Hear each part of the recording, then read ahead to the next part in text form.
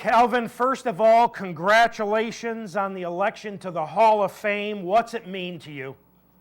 Oh, it's unbelievable. I mean, it's most probably every jock's dream to be in the Hall of Fame. And, I've been very fortunate.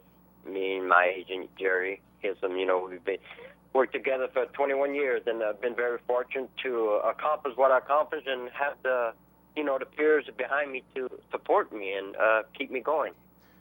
Calvin, it's been a heck of a year. Induction into the Hall of Fame following 5,000 career wins. That's a heck of a parlay.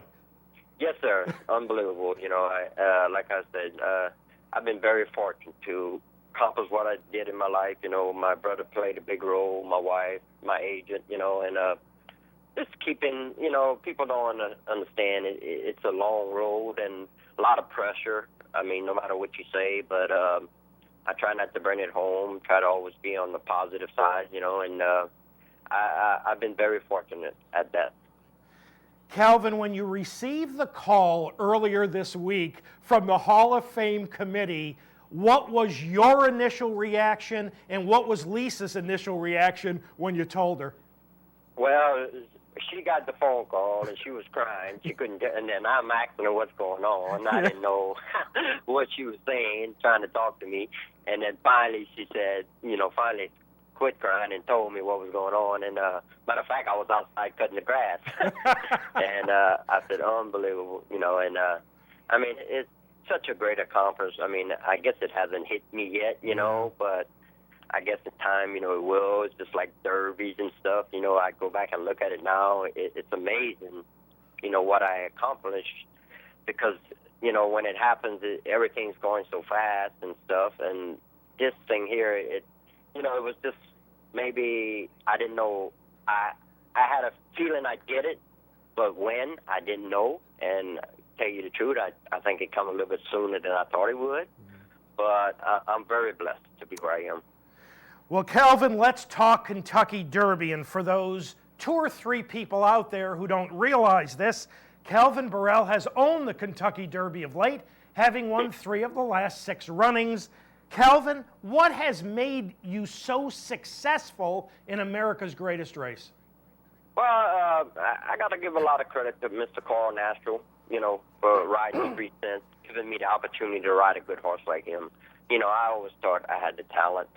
But it's just, find the trainers and owners that believe in you and you can get the job done. And if ever I was going to win the Kentucky Derby, he was the horse that could take me there, and I got to give Mr. Carl a lot of credit for not giving up on me, because we didn't win every time. But when we went out there, I could ride him with so much confidence. I think it overcome a lot. And after that, I knew how to ride that kind of race. I could go out there and ride with a lot of confidence. There's a reason the horse is in the race. So, no matter how many horses, I always say every horse in the Derby, if they're 20-horse field, they're 20 to 1. I don't care what you say. And so I ride him with a lot of confidence, and I think that helps my, just getting through it easier. Well, next Saturday, you will be riding Revolutionary in the Derby. You worked him last Sunday for the first time. How did it go? It went awesome. I was very impressed with him. Very kind horse, very nice horse to get along with. Really and truly my kind of horse. He gets you in a spot and he gets you out, and which I think will fit very, very good. Calvin, what can a rider learn about a first-time mount from working him a couple of times? Well, like Todd, this kind of horse, he's a champion. He's a great horse.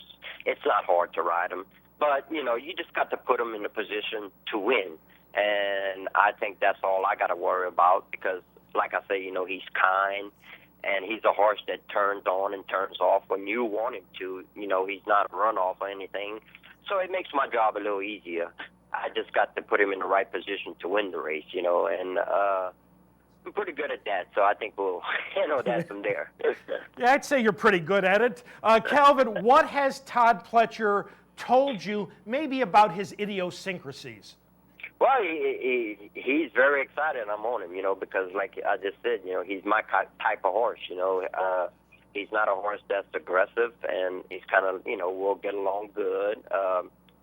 The only fault I see in anything of all these races, maybe not leaving the gates right on the, right when you kick them, but it's not it's not nothing bad. I mean, it's just, but other than that, like I was talking to Todd, you can't fault the horse for nothing. I mean, he does everything professional, and he's very smart.